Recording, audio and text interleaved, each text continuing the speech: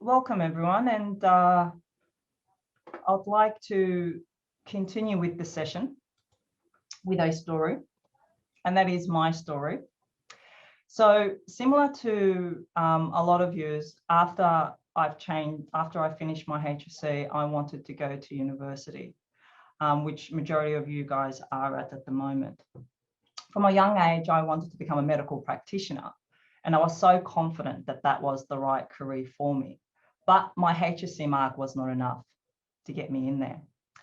After thinking and going to orientation sessions just like you today, I thought I'll go the back way, complete a Bachelor of Medical Science and sit an exam called GAMSAT in Australia and enter medicine as a postgraduate in Australia.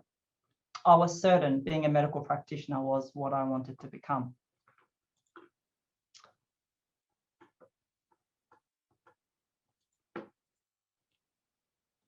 So I was confident that I was on my way to a career that was right for me. Time went by and I finished medical science, did the GAMSAT exam, but I didn't get the marks to get into medicine.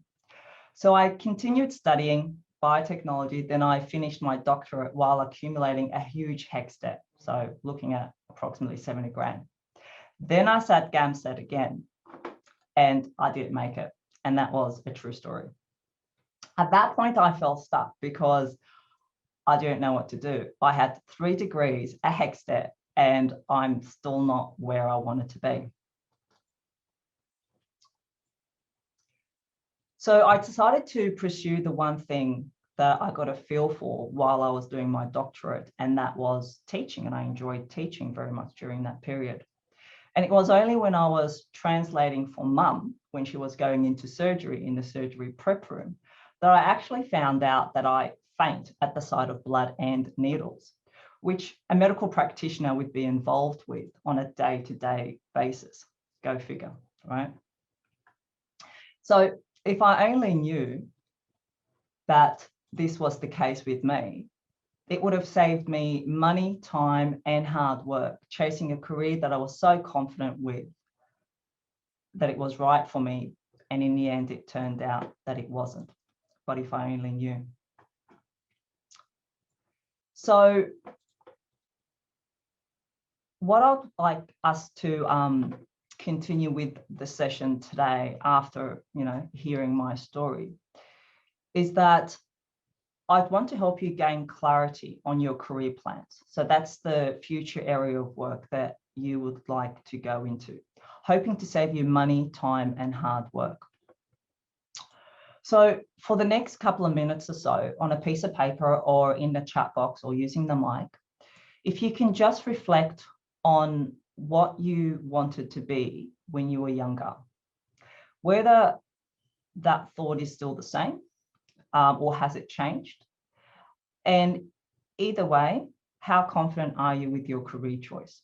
Let's continue on and dissect that a bit further.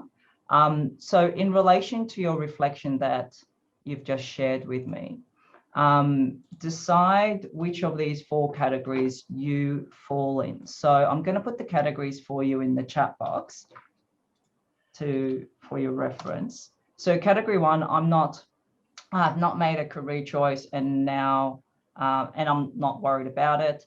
I have category B, I have not made a career choice, but am concerned about it and want some assistance in making a choice that is right for me. You can see based on your responses, majority of you, are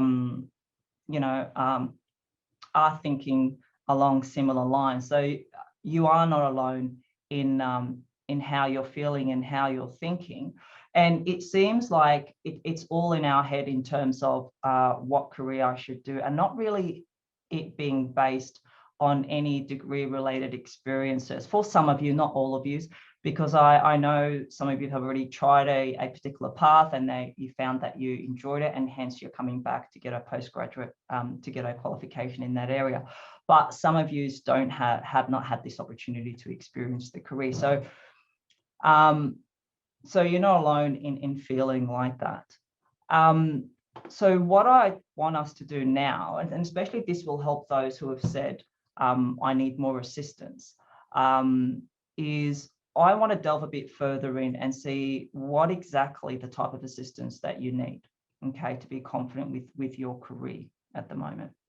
And this is important because it's reported that if you're not sure or confident about whether or not you're in the right career path, you are less likely to take the necessary steps for career decisions, such as, for example, finishing your degree in the first place or talking to a course advisor when you are struggling with something in your degree. So being confident is very important, but it's also important to base it on degree-related experiences and see how you feel about that. So my gift to you today is this survey. So I'm going to put the link of this survey in the chat box, and you can access the survey using the QR code as well. And so what this survey is, it will identify the areas exactly that you need to gain confidence in making a decision when it comes to your career choice. So there's 5 sections in the survey, and in the end of each section, what you're going to get is a total score. Now, write that total score down, because when you get right to the end of the survey, it will say, based on your score, these are the supportive resources, based on this score, right? So take a snapshot of the resources, because once you click on the resource, you can't go back.